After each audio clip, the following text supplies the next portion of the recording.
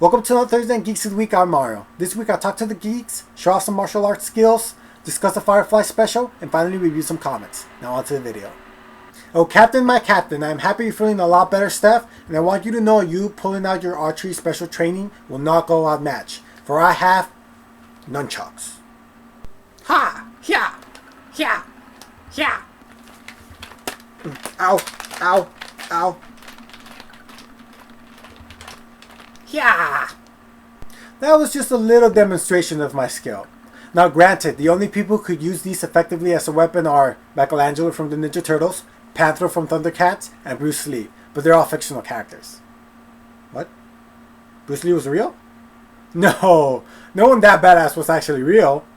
No, shenanigans. Steph, you asked a seriously difficult question.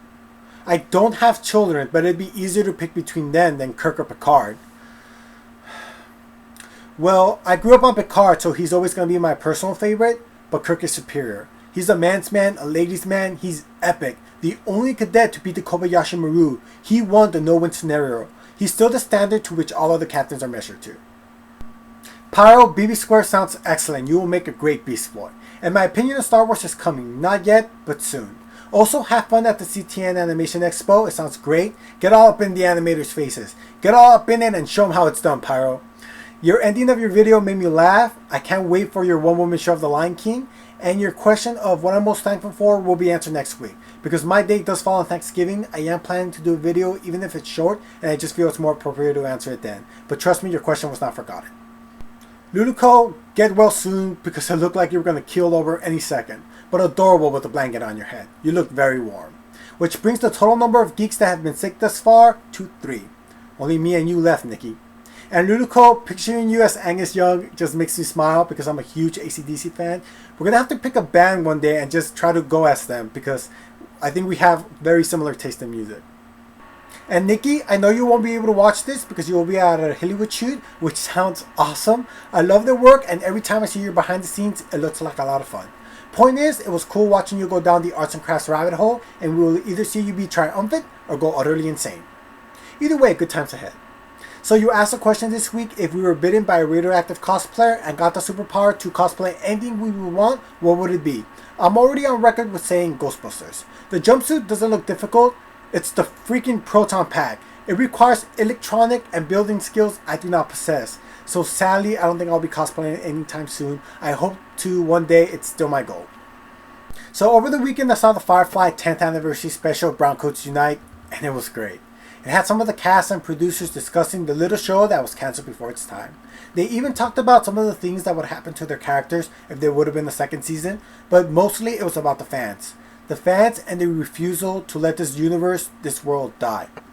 Most sci-fi shows go before their time, and Firefly was no exception. It didn't even get a full season, which is an absolute shame. Some of my favorite lines of the series include, "You know what the chain of command is? It's the chain I go get and beat you with until you understand who's in charge here. I'm a leaf on the wind. Watch how I soar." If somebody tries to kill you, you try to kill them right back. When you can't run, you crawl. And when you can't crawl, you find someone to carry you. It appears that we got here in the nick of time. What does that make us? And as Nikki mentioned, no power in the verse can stop me. Sometimes it takes a while to get into characters. You could go seasons before they grow on you. But in Firefly, before it's over, you will love each of these characters. You will go back and rewatch the series with a new appreciation for it.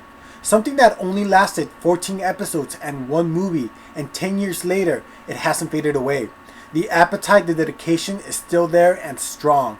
Us browncoats are stubborn sons of bitches, and we refuse to let this world die. We can only hope that it will be resurrected one more time. The best way I could sum up Firefly is the way Joss Whedon pitched it. It's about 9 people looking into the blackness of space and seeing 9 different things.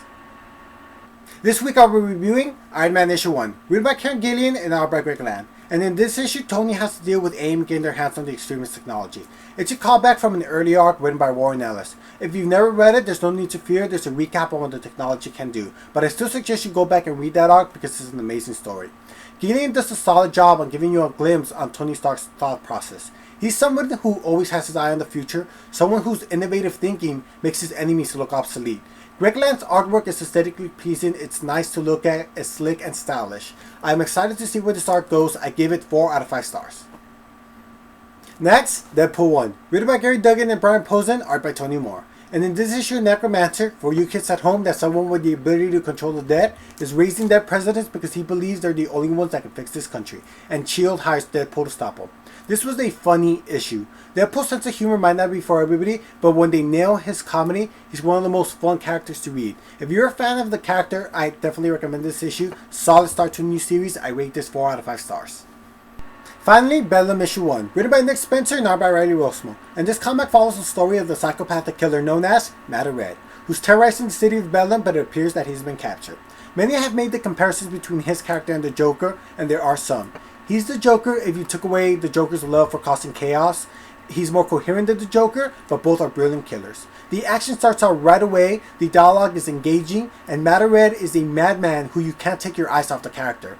The artwork is crisp and clean, and there's small elements of gothic art style which I really love, just the right touch of it. It's a new series, so it is new reader friendly, but sadly the issue has become a little difficult to pick up, so I hope you've already did. It's a great new series. I'm excited to see where it goes. I rate this 5 out of 5 stars. So that's it for me this week. If you don't want to get nunchucked to the face, remember to subscribe, check out the other Geeks of the Week, and stay geeky. Oh. Ow. Shit.